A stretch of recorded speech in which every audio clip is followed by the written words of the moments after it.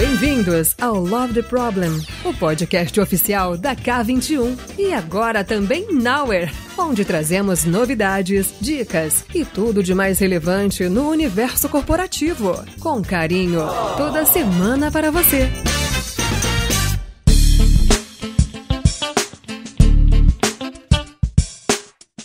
Pronto, gente, tudo bem? Aqui é o Marcos Garrido, me juntei aqui com uma galera incrível da K21. A gente vai bater um papo hoje sobre a agilidade e aí, morreu, não morreu, o que aconteceu com a agilidade? Então, antes da gente começar, a gente está aqui no videocast da K21, também no Love the Problem, e queria que vocês se apresentassem aí. Quem vai primeiro aí? José JR, prazer mesmo aqui com essa galera. Como é que é o assunto mesmo? A agilidade morreu? É isso aí. Morreu ou não morreu? É polêmico. Passa a bola para... Eu sou o Samuca, algumas pessoas já devem me conhecer também aí pela voz, já participei de alguns Love the Problems e sou trainer na K21, gente. Então, algumas pessoas aí me conhecem também. Adoro palestrar e trocar umas ideias. E aí, esse assunto, o que será que vai rolar aqui nessa conversa? Não vou dar minha opinião agora não, deixa pra depois. Passando a bola aí, vai lá, Toledo. Tudo bem, eu sou Rodrigo Toledo, sou um dos fundadores, trainers, consultores da K21, da Nowhere. A gente tá nesse papo de agilidade, não é de hoje, né? Já se vão lá uns 18 anos mais ou menos. E então eu tô louco para debater aqui com essa galera que conhece muito, muito desse assunto aí. Boa, muito bom. Eu sou o Marcos Garrido, um dos fundadores também da K21, junto com o Toledo. Esse é um assunto que eu gosto muito, que de uma certa maneira, agilidade foi um negócio que mudou a minha vida, mudou a minha carreira, né? Então, falar sobre o fim da agilidade, será que ele chegou e tal, é um assunto que me motiva bastante. Então vou começar perguntando, Toledo, e aí, a agilidade morreu, Toledo? É claro. Interessante, será que ela de fato tem um ponto, se você dá uma data de nascimento para agilidade? Tem. Pô, talvez a gente fosse falar lá, né, da tal do Manifesto Ágil em 2001 e tal, mas ali, na verdade, já era um marco sobre outras coisas que já estavam acontecendo antes. Os métodos, na época, mais conhecidos como XP, Scrum, FDD, Crisp, já tinham sido criados antes, nos anos 90. Mas se você for ver a fonte de inspiração, era, né, aquele artigo do Nonaki, do Takeuchi, não sei se fala assim, né? O Takeuchi, tem gente que fala de outro jeito. É o The New Product Development Game, né, do Takeuchi Nonaki. Exatamente. E que tem a ver, na verdade, com o toyotismo, que é lá dos anos 70, 60, que tem a ver com os mercados americanos, que tem a ver com os assuntos. Então, assim, na verdade, é aquela coisa de ideia, né? Uma ideia, é difícil ela ser, né? Às vezes em tecnologia você tem uma coisa muito disruptiva, né? Mas uma ideia em termos de processo, de forma de trabalhar, ou de mindset, é uma coisa que vai sendo construída. Então, ela não tem uma data exata de nascimento.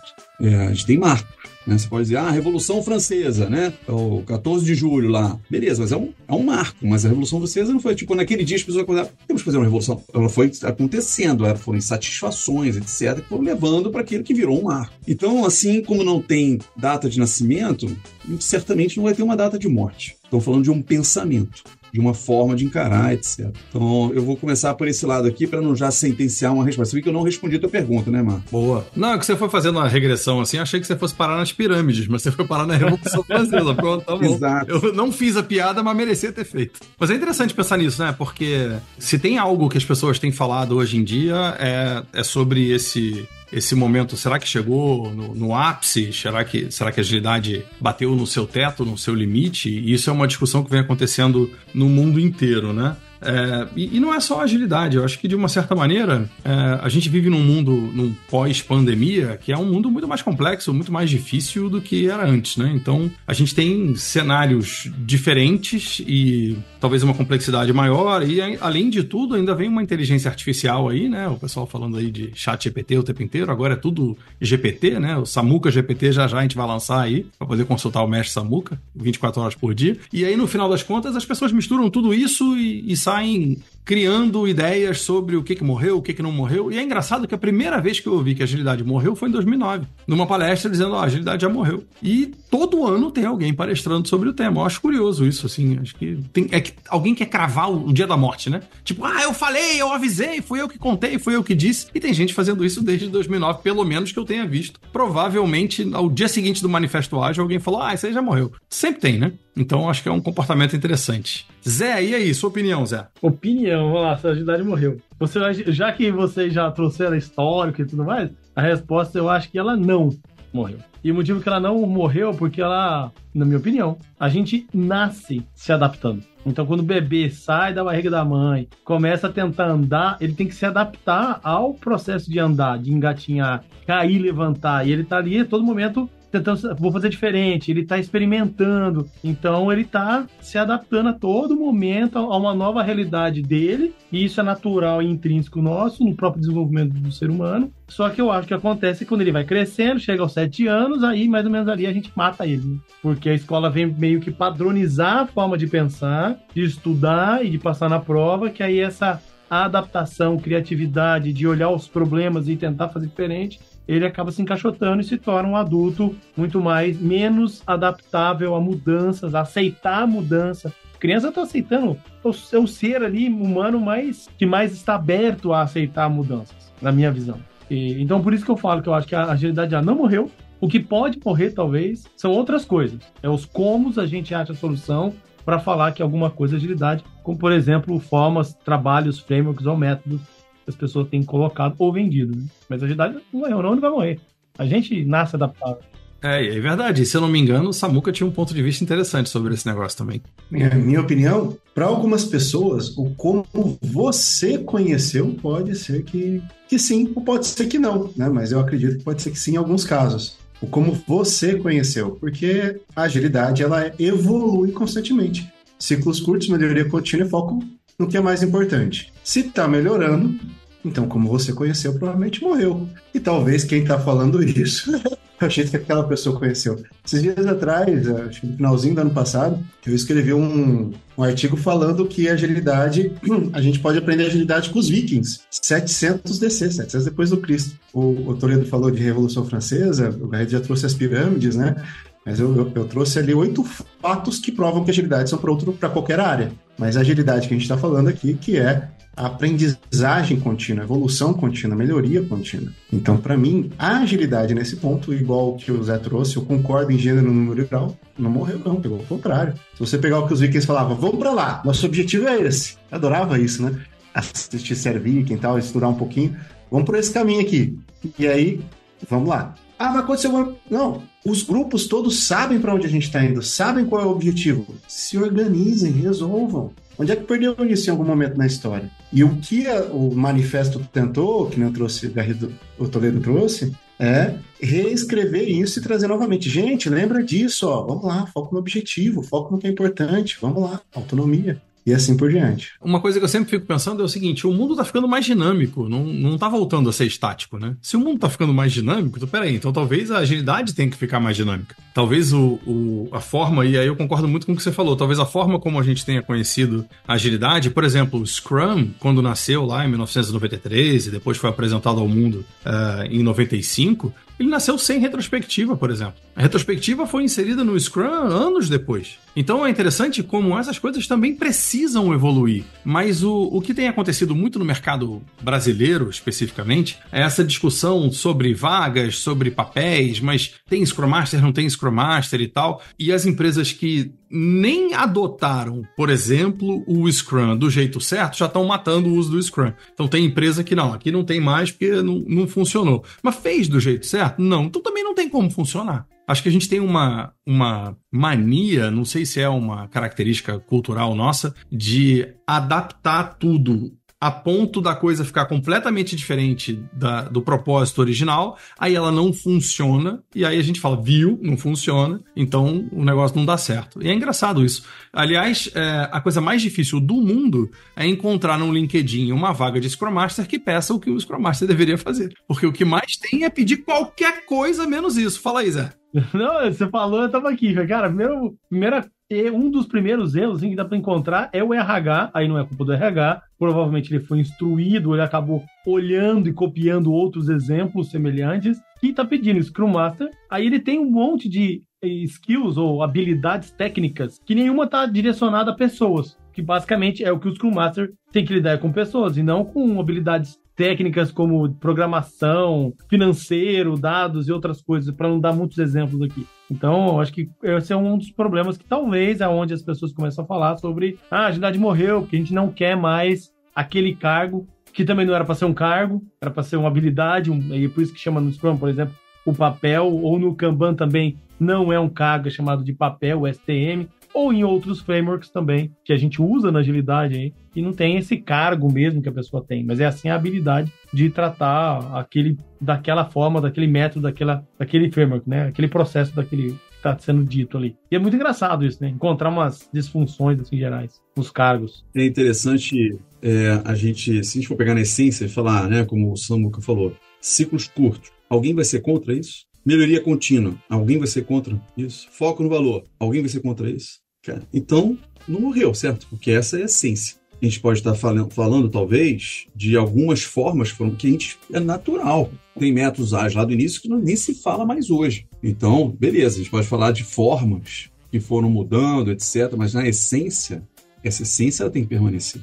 Acho que o maior medo, e a gente já viu empresas que, inclusive, já tiveram o benefício de ter esse foco e trabalhar dessa maneira, mas que por causa de algum fracasso, de algum problema, fala assim, a culpa está nesse negócio, vamos voltar para o modelo antigo de comando e controle, ou para o modelo antigo de tem que planejar tudo no início, né? Porque é muito fácil você falar, poxa, mas aqui, ó, tá vendo? O time aqui bateu a cabeça com o outro aqui. Se tivesse planejado tudo no início, não estavam batendo cabeça, mas tudo bem, mas assim, em compensação, você não estaria entregando os ciclos curtos, e com uma boa chance você não está com foco no valor, porque você ficou amarrado com o escopo lá do início. Né? Segundo um amigo meu, que está aqui presente, que é o Garrido, a pior coisa que você pode entregar num projeto de 1 ano é aquilo que foi planejado há 1 ano atrás, porque significa que você já está 1 ano atrasado em relação ao mercado. Então você não quer voltar para esse modelo. Claro, podemos evoluir formas de trabalhar, beleza, mas a essência está ali, ela continua ali.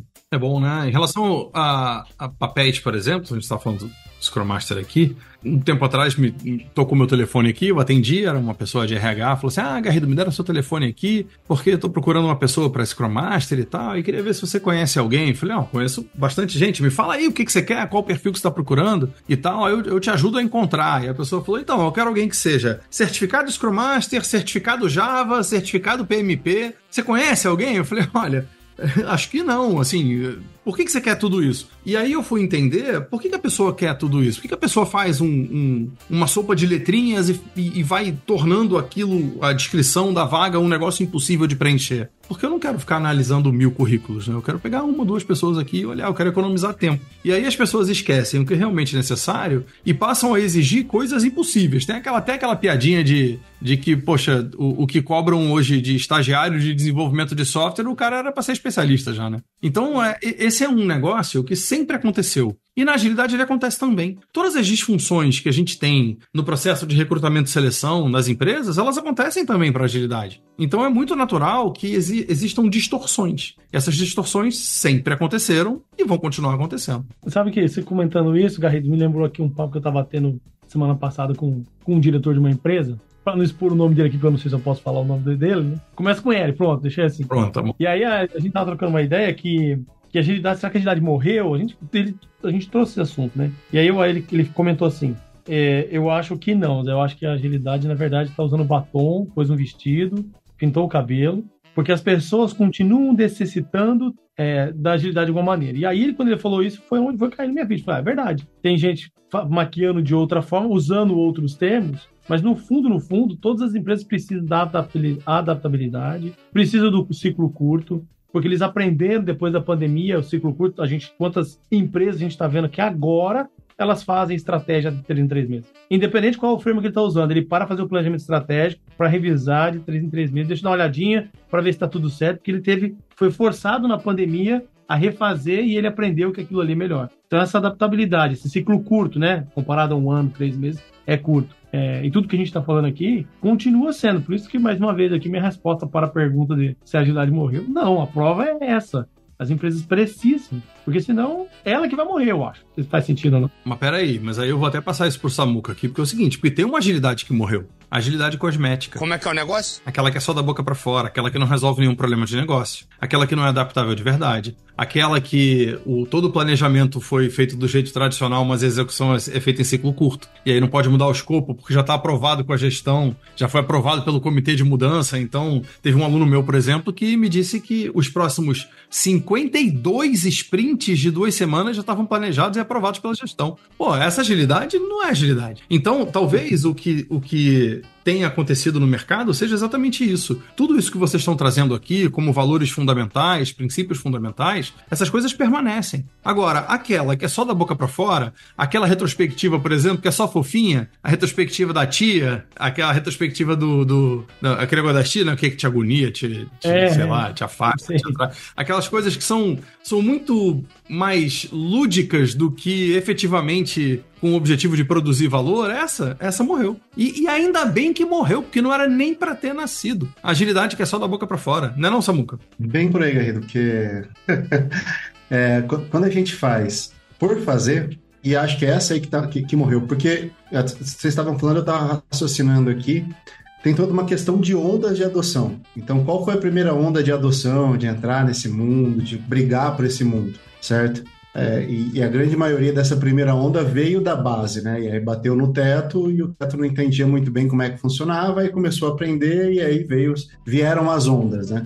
E agora acho que as últimas ondas estão para chegar, né? A indústria está chegando aí fortemente, a telefonia está chegando fortemente, os bancos já estão com essa briga. Só que quanto mais ondas vêm, menos pessoas preparadas no mercado nós temos e mais distorções ocorrerão, que é o que você estava falando. E aí essa agilidade distorcida que sim, né, ela morre. Você comentou da retro, né?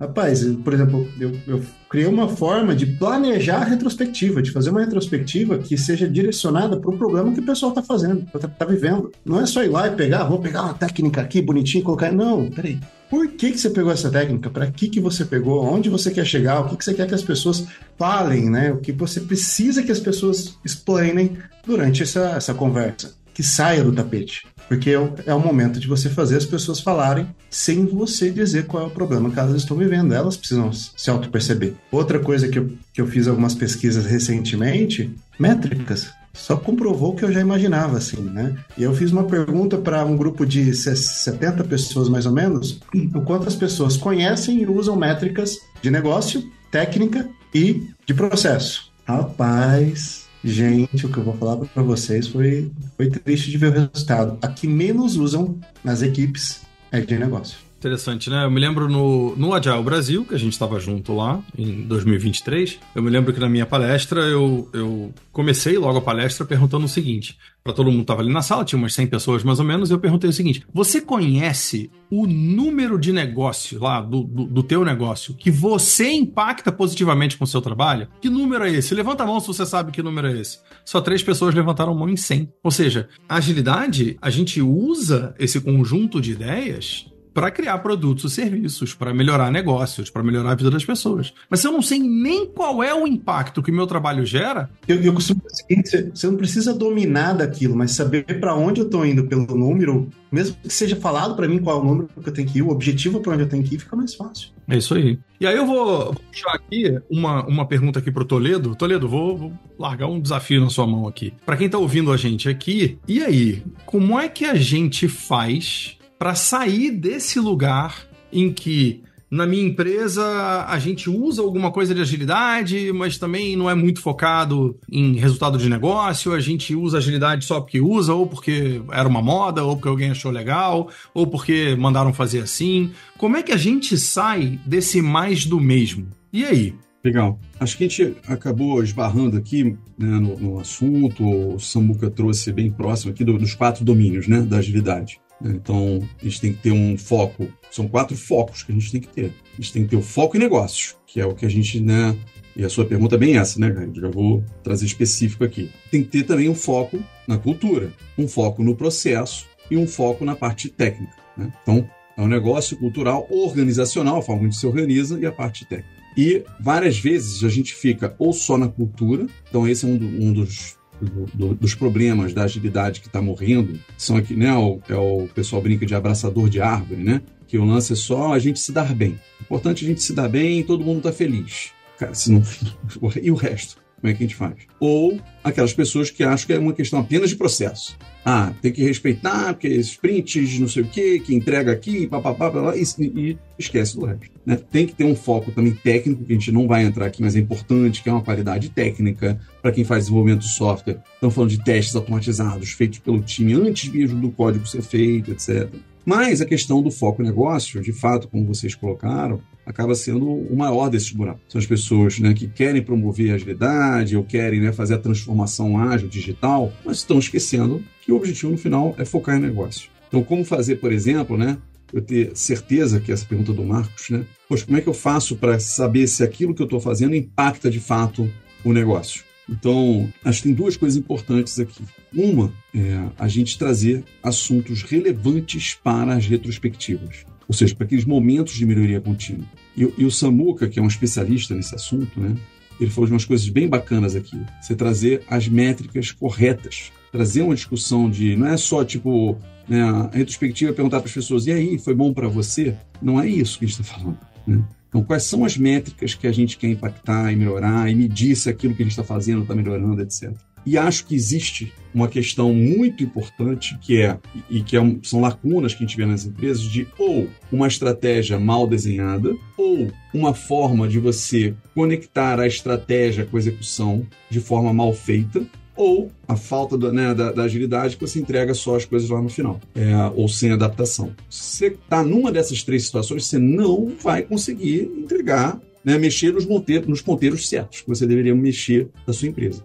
Ou você vai ter extremo desperdício para conseguir mexer algum ponteiro. Então, acho que esse é o ponto, tá? Na minha opinião. Tragam esses assuntos para os fóruns de discussão, né? Acho que também não ter medo de fazer essa discussão uma versão mais ampla. A gente sabe, né? Aqui, todos nós quatro aqui, já estivemos em situações de workshops executivos. A gente está, né, diante, né, do C-level de uma empresa. Acho que hoje as discussões, inclusive, elas têm que envolver até membros do board de algumas empresas, para trazer também essa discussão, para eles enxergarem isso. Porque lá em cima, muitas vezes, ainda acham que é porque foi mal planejado, ou que a gente devia ter discutido tudo no início, etc. Bom, não sei se eu alonguei muito a minha resposta aqui, Marcos. Não, interessante isso. Posso também voltar com uma forma de pergunta, né, para o Zé, talvez. Aqui, Zé, o que você vê, né, de técnicas ou de formas que as empresas estão tentando, né, desvendar para fazer essa conexão entre estratégia e execução, entre a gente ter certeza que a gente está caminhando, mas também está mexendo lá, né, no business. O que você tem visto aí, Zé? Eu acho que acho que a primeira coisa, até o Samuca já comentou, que é a métricas, né? A gente falou aqui. Então, acho que as empresas, elas, pelo menos principalmente, eu acho que a gente como brasileiro não tem educação de métricas. Nunca teve. Em todo o seu processo educacional, não é uma coisa assim que a gente sempre está acostumado. E também a gente também, quando cresce, não vê isso sendo falado. Quando você compara com outras culturas, né? Tudo é perguntado, cadê a pesquisa? Cadê o dado? E tem pesquisa de tudo, né? Então, acho que essa é uma das coisas que a gente aprendeu. As empresas estão começando a entender o que é ser data-driven, né? O que é tomar decisões baseado em dados em todos os níveis da companhia. Porque, normalmente, quem toma decisão baseada em dados é o executivo olhando o faturamento e a venda, né? Normalmente era só aquilo, né? O que vendeu, o que não vendeu, aquilo que acabava gerando a maioria das empresas. Claro que existem exceções, mas a maioria das empresas olhava. E agora a gente consegue ver que a visão de métricas e quais essas métricas, o que a gente realmente está medindo e o que vale a pena medir, está começando a cada vez mais se tornar visível para todos os níveis da empresa. Então eu quero realmente saber. E eu acho que esse é o grande ponto que começa a conectar com a estratégia da empresa. Então, o que eu vou medir na operação que conecta com os ponteiros da estratégia? Então, acho que esse é o primeiro ponto que eu acho que a gente tem que cada vez mais desenvolver. E você que está ouvindo a gente e vendo a gente também, procurar entender qual é a melhor métrica que conecta com a estratégia que vai mostrar que o ponteiro está sendo alterado, independentemente do tipo de trabalho que a sua equipe ou o seu departamento está realizando. Porque dá para a gente fazer essa conexão. Eu acho que tem um negócio aqui, Zé, né? Eu sei que o nosso objetivo aqui não é fazer propaganda de coisas que a gente ensina e tal, mas também a gente não pode deixar sem nenhum ponteiro para as pessoas, né? E me pareceu que você trouxe coisas flight level. Então, é um discurso muito do flight level, que acho que é legal as pessoas saberem que tem um ponteiro. Quer estudar sobre esse assunto? Estude sobre flight level. E aí tem livros sobre isso, né? Aliás, você é um dos que fez a tradução do livro português. A gente tem, claro, tem treinamento, tem, né, textos no nosso blog lá e tal. Mas tem também os OKRs, que fazem essa ajuda. A gente tem também o tanque de decantação. Acho que é legal citar um pouco ferramentas, né, para não ficar só na coisa abstrata e as pessoas poderem instanciar. Pô, isso aqui dá para usar, aquilo ali dá para usar, né? Então, mas eu acho que assim, no abstrato ainda, no conceito, né, para ser abstrato, conceito que você trouxe transparência nas métricas, né? Visibilidade das métricas. Esse é o conceito que você quis trazer aqui. Visibilidade das métricas. Os dois, né? Um é ter a métrica, a primeira coisa, que muitas empresas não têm, em todos os níveis. Aí você trazer isso para visibilidade, porque isso conecta com uma coisa que a agilidade olha, que é feedback loops. Métricas são feedback loops. Então, as métricas mostram para a gente... É claro que existem tipos de métrica, né? Mas dizendo as métricas que a gente já coletou de coisas que já passaram, você consegue ver como você está. E assim você consegue conversar, melhorar processos dos 4 domínios, se a gente colocar aqui. O negócio, você consegue com as métricas olhar o cultural, com as métricas você consegue olhar o organizacional e o técnico também. E aí, todos os frameworks como OKR, Kanban, Flight Levels, o próprio Scrum traz essa essência da gente olhar como tá e revisar. Tudo isso tem as métricas no meio. A questão que eu acho que eu quero deixar ênfase para quem estiver ouvindo e é uma provocação, quais são as métricas, as melhores métricas que faz você, o que você está fazendo, conectar com a estratégia. Independente até do framework, do que, como você disse aqui, né, Toledo? Saber mais, nosso blog tem várias coisas sobre esse assunto, no Love the Problem tem várias coisas, e talvez no futuro a gente vai falar mais sobre, mais detalhado, alguns pontos assim. Mas qual é a métrica que você está fazendo, que você tem do seu time, da sua equipe, que está conectado com estratégia? Tem isso? Se não tem, fica a provocação. Qual seria? Acho que esse é o primeiro ponto para as pessoas aí pensarem nisso e aí depois querendo se aprofundar em saber talvez qual é os métodos, frameworks, técnicas que a gente pode trazendo. E eu acho que o Toledo colocou alguns muito bem, assim, que a gente pode, muitos deles que podem estar ajudando a gente a iniciar.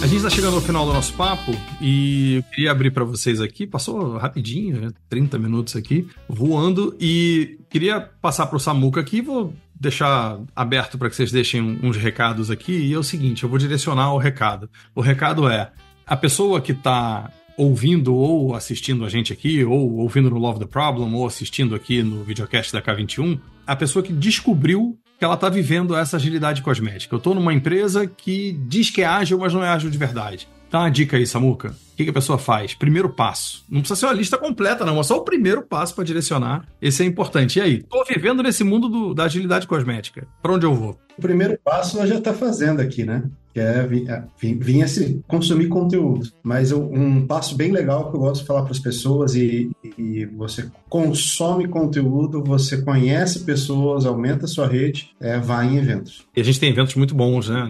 No Brasil e fora. Eventos bons de agilidade, tem muita coisa boa mesmo, verdade. Eu vou colocar na descrição aqui do nosso episódio, eu vou pedir para colocar lá os eventos, os conteúdos e tal. Então, tudo que a gente discutiu aqui vai estar disponível para todo mundo. Que bom. Rodrigo? Cara, eu acho o seguinte, o verdadeiro empoderamento vem com métricas. Então, a gente falou pra caramba de métricas, meça em todos os domínios, meça as métricas de negócio, culturais, organizacionais, etc., técnicas também, porque elas vão servir como o seu termômetro, como ponto de discussão para melhoria contínua e como forma de convencer as pessoas. Acho que convencer as pessoas tem vários truques, né?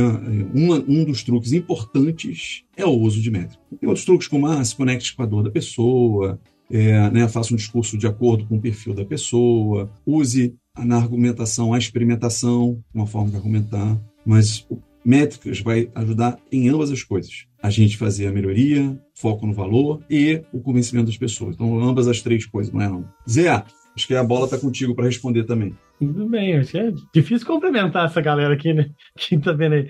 Eu vou tentar adicionar um ponto novo. A pergunta foi quem tá vivendo e descobriu que tá no mundo cosmético da agilidade, né?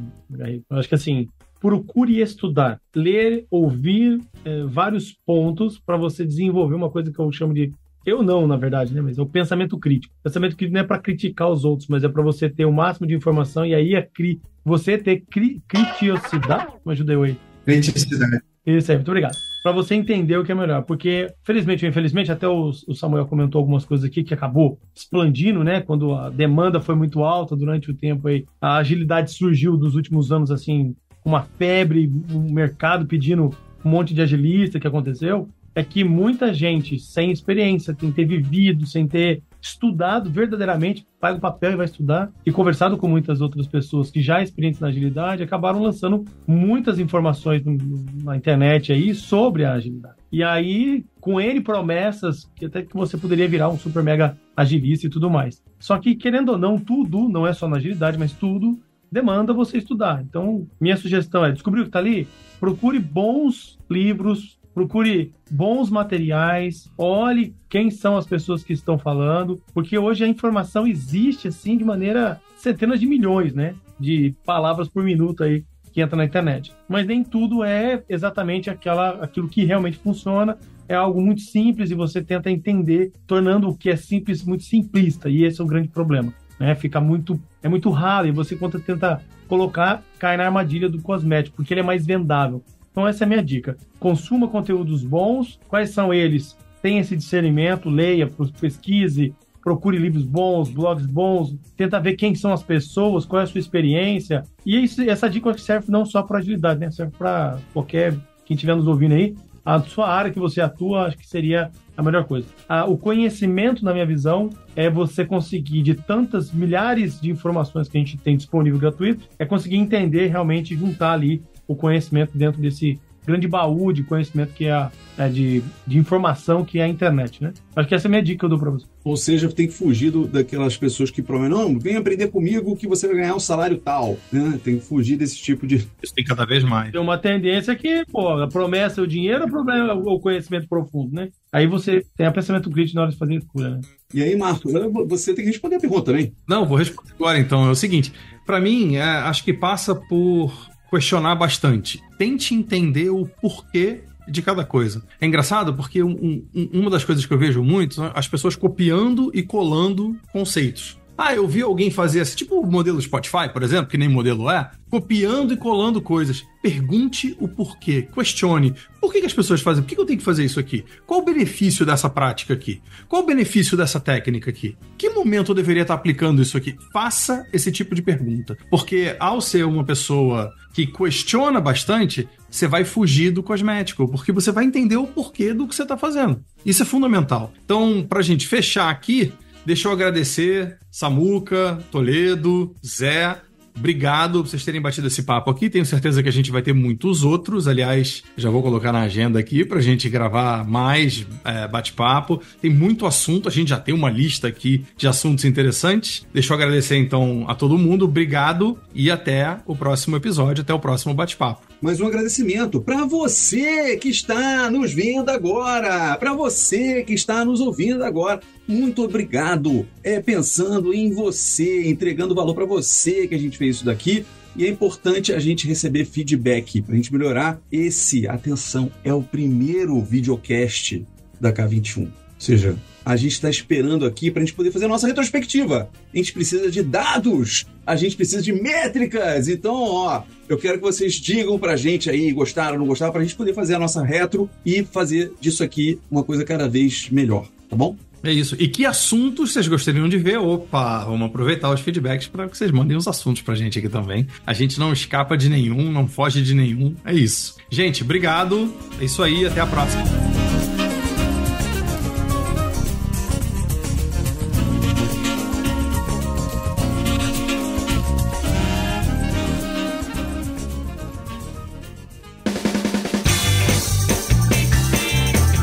Este foi mais um episódio do Love the Problem, o podcast oficial da K21 e da Nowhere.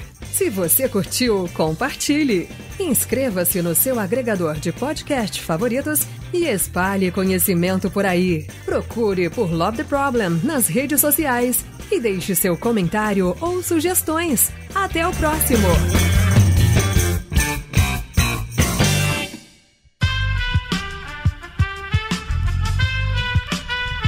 Esse podcast foi editado por Aerolitos Edição Inteligente.